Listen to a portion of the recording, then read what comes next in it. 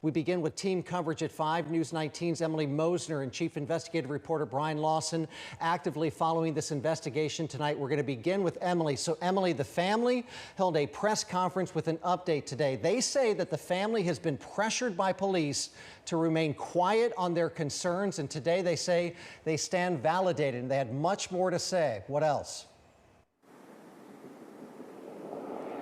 That's exactly right, Ben. Family and friends of Ronald Dumois Jr. say from the beginning of all of this that they have been asking investigators to take this case seriously. Now, I just spoke to the two mothers of Dumois' 3 children who say that that communication from the Huntsville Police Department has been lacking, and at times they even felt threatened. Now, the two mothers say that from the start they believed that something was wrong and that they believed Dumois would not just disappear. Now, the last known sighting of Dumois was on surveillance video from a liquor store on December 15th.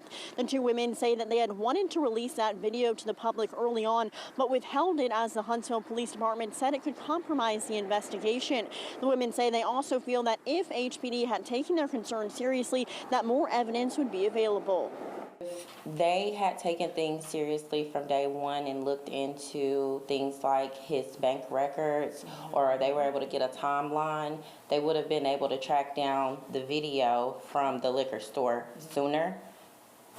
In turn, after that, they would have been able to identify those women sooner.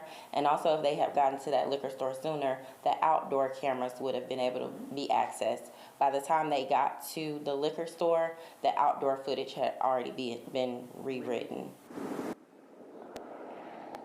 The two mothers tell me they are hopeful that this new information leads to finding Ronnie and gives them answers to tell his 3 children. They say it's been 54 days of unanswered questions and sleepless nights. The mothers say they are so thankful for all of the tips they've received in the case and the support from the community. Now, they have worked with a private investigator on this case since January 1st. They tell me that that has been helpful in generating some new leads and information in the case. Now, there is still a reward active for information that can lead to finding his whereabouts, that it will still be available until February 28th. Now, we still have a lot of details to learn in this case, but again, you can find all of that information on our website, WHNT.com. For now, live in Huntsville, Emily Mosner, News 19. Emily, thanks so much. We have reached out to Huntsville PD for more comments on this investigation. They say that they have nothing else to add right now, but of course, we'll be following up with them. As we said, there's now a criminal investigation into Ronald Dumois' abduction. This comes 54 days after his family says that he was abducted. Team coverage continues now with News 19's Chief Investigative Reporter Brian Lawson. Brian, obviously much more to hear from police on this investigation, but we know you've been digging into the warrants that have been issued in this case of the 5 people connected to his disappearance. What have we learned? Right, so as you said, it's a major shift, and that's the biggest thing. There's a tone shift that's 180 degrees. Early on, the Dumois family had raised alarms and started a reward fund. The Huntsville Police Department had publicly stressed until today they saw no evidence Dumois was in danger or had been abducted. But in that statement this afternoon, the Huntsville Police Department said they now believe he was kidnapped. Now, the department said its investigation began to focus on 2 women seen on security footage with Dumois inside a liquor store on December 15th.